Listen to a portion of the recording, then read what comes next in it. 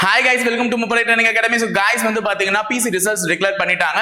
So PC results declare பண்ணிட்ட உடனே நிறைய பேர் வந்து எனக்கு ஏன் செலக்ஷன் வரல அப்படின்ற மாதிரி காரணங்கள்லாம் நிறைய பேர் கேட்டிருந்தீங்க. அதற்காக அவர்கள் வெளிப்படைத்தன்மையாக நீங்க ஏன் செலக்ட் ஆகல, அதற்கான காரணம் என்ன, எல்லாத்தையுமே வந்து இப்போ ஒரு PDF வடிவில் அவர்கள் எடுத்த மதிப்பெண் என்ன, ஒவ்வொரு ஸ்டேஜ்லயும் ஒவ்வொரு ஃபேஸ்லயும் அவர்கள் என்ன மதிப்பெண் எடுத்திருக்காங்க, எதற்காக நாங்க அவர்களுடைய ரிசல்ட்டை வந்து நாங்க செலக்ட் பண்ணல, இவ்வளவு மதிப்பெண்கள் எடுத்தோம், ஏன் டிஸ்குவாலிஃபை பண்ணிருக்கோம், ஏன் ஆப்சென்ட் பண்ணிருக்கோம்ன்ற எல்லா ரீசன்ஸுமே அவங்க இந்த PDFல தான் கொடுத்திருக்காங்க. அதை பத்தின டீடைல்ஸ் தான் சொல்லிருக்கோம். இந்த மாதிரி தவறுகளை அடுத்து வரக்கூடிய தேர்வுகள்ல பண்ணக்கூடாதுன்றதுக்காக மாணவர்கள் இது உங்களுக்கான ஒரு அலாரம் தான். சோ எல்லாருமே ஜஸ்ட் லிசன் பண்ணுங்க. சோ இந்த மாதிரி தப்பெல்லாம் நம்ம பண்ணி ஃபைனல்ல நம்ம ரிசல்ட்ஸ் நம்ம போக கூடாது. ஏன்னா நம்ம கஷ்டப்பட்டது அந்த வேலையை வாங்கணும்ன்றதுக்காக தான். சோ அந்த வேலையை வாங்குறது இவ்வளவு எளிதல்ல அப்படின்றத நீங்க தெரிஞ்சு வச்சுக்கோங்க. சோ நிறைய பேருடைய மனசுல ஏன், எதனால், என்ன நடந்ததுன்ற மாதிரி நிறைய கேள்விகள் போயிட்டு இருக்கு. அதற்கான பதில்கள் தான் இந்த வீடியோ உங்களுக்கு தரப்போகுது. அதை லிசன் பண்ணிக்கோங்க. முதல்ல பிசிக்கலுக்கு, தட் மீன்ஸ் ரிட்டன் எக்ஸாம்ல இருந்து பாஸ் பண்ணி அவங்க பிசிக்கலுக்கு கூப்பிட்டது 18,681 பேரை கூப்பிட்டு இருந்தாங்க. 18,681 பேரை பிசிக்கலுக்கு கூப்பிட்டு இருந்தாங்க. அதுல ஃபைனலா அவங்க செலக்ட் பண்ணது வந்து பாத்தீங்கன்னா 3,552 பேர் தான் போஸ்டிங்க்கு. ஏன்னா அவ்வளவு வேகன்சி தான் அவங்க ரிலீஸ் பண்ணாங்க, அத்தனை பேர் தான் செலக்ட் பண்ணியிருந்தாங்க. அப்போ பிசிக்கல் வந்து திட்டத்தட்ட நமக்கு 6 times ஆஃப் ரேஷியோல கூப்பிட்டு இருந்தாங்க. 1:6 ரேஷியோ, திட்டத்தட்ட நியரர் டு. ஃபைனலா அவங்க செலக்ட் பண்ணது 3,552 மெம்பர்ஸ். சோ அப்ப அவங்க எவ்வளவு பேரை rejected, absent, disqualified, that means not select ஆயிருக்கலாம், ஆப்சென்ட் ஆயிருக்கலாம், இல்ல டிஸ்குவாலிஃபை ஆயிருக்கலாம். எத்தனை பேர் அப்படின்னு பாத்தீங்கன்னா 15,129 பேரை பண்ணிருக்காங்க. 15,129 பேர். அந்த 15,129 பேர்ல 15,120 பேர், தட் மீன்ஸ் அந்த 9 விட்டுருங்க, அந்த 9 பேர் என்னன்னு பாத்தீங்கன்னா ரிவைஸ்டு ரிசல்ட்ஸ் வந்திருக்கு. அவங்களுக்கு மட்டும் 9 பேர் இந்த PDF ஃபர்ஸ்ட் காலம்ல என்ன பண்ணிருப்பாங்க, ஃபர்ஸ்ட் 2 பேஜ்லயே ரிவைஸ்டு ரிசல்ட், அதாவது அவங்க வந்து பிசிக்கலுக்காக கிளைம் பண்ணிருப்பாங்க. மார்க் வந்து ஃபர்ஸ்ட் 20 மார்க் எடுத்தவர் அடுத்தது 24 மார்க் எடுத்திருக்காரு. அதுக்கு அடுத்தது NCC மார்க்கை வந்து ரிவைஸ் பண்ணி கிளைம் பண்ணிருக்காங்க. சோ அந்த 9 பேரை விட்டுட்டா பாக்கி இருக்கக்கூடிய 15,120 பேர்ல 9,419 பேர் வந்து நாட் செலக்டட்.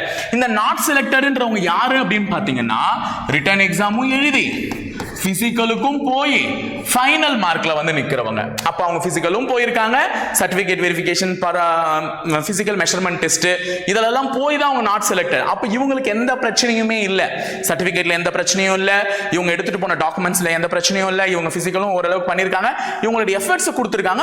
சோ அடுத்த எக்ஸாம்ஸ்ல இவங்க நல்லா பண்ணாங்கன்னா இவங்க செலக்ட் ஆகிறதுக்கான வாய்ப்புகள் அதிக அளவிலே இருக்கு. சோ இவங்க பிரச்சனை இல்லை. யார் இந்த 9,419 பேர் நாட் செலக்டட்னா அவங்க ரிட்டன் எக்ஸாமுக்கான கட் ஆஃப் குள்ள வரல. சில பேர் கேட்பாங்க, சார் 85 தான் கட் ஆஃப் அப்படின்னா நான் ஏன் செலக்ட் ஆகல அப்படின்னு கேட்டிருப்பாங்க. 85 மார்க்க 2000வது வருஷத்துல பிறந்த ஒரு பையனும் இதே 85 மார்க்க 1994வது வருஷத்துல ஒரு பெற்ற பையனும் பெற்றிருந்தா இவர்கள் இருவருமே ஒரே மதிப்பெண், ஒரே கம்யூனிட்டி, கரெக்டா அப்ளை பண்ணிருக்காங்க, எல்லாமே இருக்கும்போது இவங்க 2 பேர்ல நான் யாரை செலக்ட் பண்ணுவேன்னா வயது மூத்தோரை தான் நான் செலக்ட் பண்ணிருப்பாங்க போர்டு. இவருக்கான காலம் வந்து இன்னும் 6 வருஷம் இருக்கு, இவர் தாராளமா எழுதலாம், ஆனா இவங்க எழுத முடியாது, அதனால வயது மூத்தவர்களை அந்த ஏஜ் அடிப்படையில் அவரை செலக்ட் பண்ணிட்டு இருப்பாங்க. சோ அதனாலதான் அந்த சேம் மதிப்பெண் எடுத்தவங்களுக்கு வேலை கிடைக்காம போயிருக்கலாம். மேபி நல்ல முயற்சி பண்ணுங்க, அடுத்த செலக்ஷன் உங்களுக்கான செலக்ஷனா கூட இருக்கலாம். சோ இந்த 9,419 ரிட்டன் எக்ஸாம் பிளஸ் பிசிக்கல் எல்லாருமே ஓகே. இந்த ஆப்சென்ட் ஆனவங்களும் டிஸ்குவாலிஃபை ஆனவங்க, இந்த ஆப்சென்ட் ஆனவங்க தான் நம்ம விரோதிங்க. பாருங்களேன், 2,953 பேர் ஆயிருக்காங்க. ஆப்சென்ட் பிசிக்கல் போவாததுக்கு எதுக்கு அவங்க எல்லாம் எழுதுனாங்கன்னு எனக்கு தெரியல. கிட்டத்தட்ட 2,953 பேர் பிசிக்கலுக்கே போகாம ஆப்சென்ட் ஆகியிருக்காங்க. இவங்கள தான் என்ன பண்றதுனே நமக்கு தெரியல.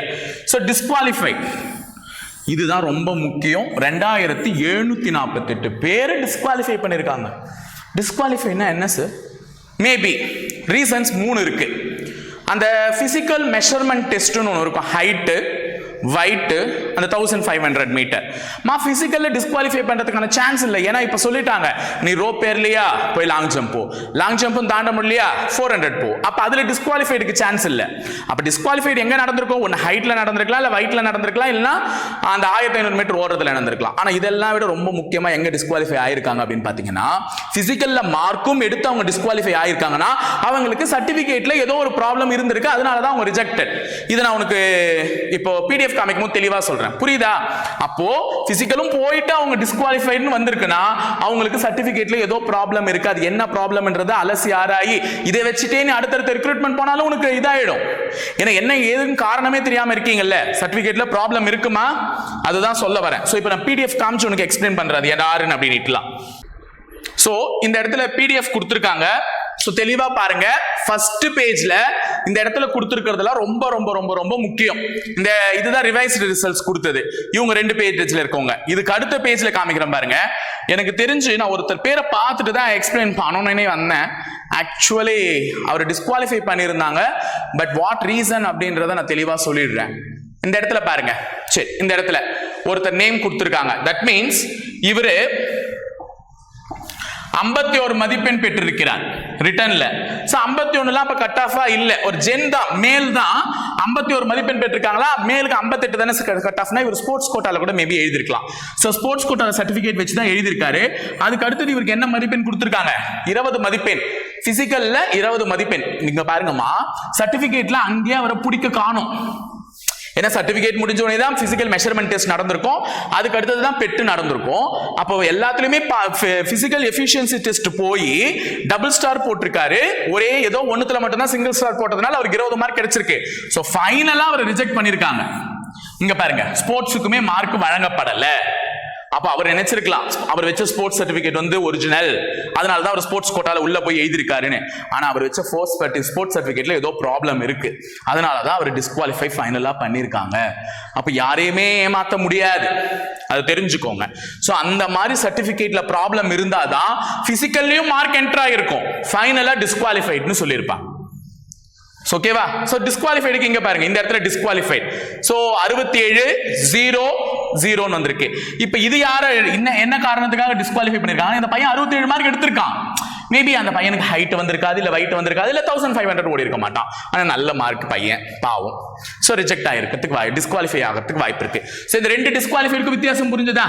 இது பிசிக்கல்லே 0 எடுத்த டிஸ்குவாலிஃபைடு. அப்பனா அவங்க வந்து பிசிக்கல் மெஷர்மெண்ட் டெஸ்ட் வந்து செலக்ட் ஆயிருக்க வாய்ப்பு இல்லை. ஆனா உங்களுக்கு பிசிக்கலுக்கு மார்க் போட்டு வந்து டிஸ்குவாலிஃபைடு. அப்ப இவங்க ஸ்போர்ட்ஸ் கோட்டால கிளைம் பண்ணிருக்காங்க, அதனால ஸ்போர்ட்ஸ் கோட்டால வந்து டிஸ்குவாலிஃபைடா எடுத்துக்கொள்ளப்படுகிறது.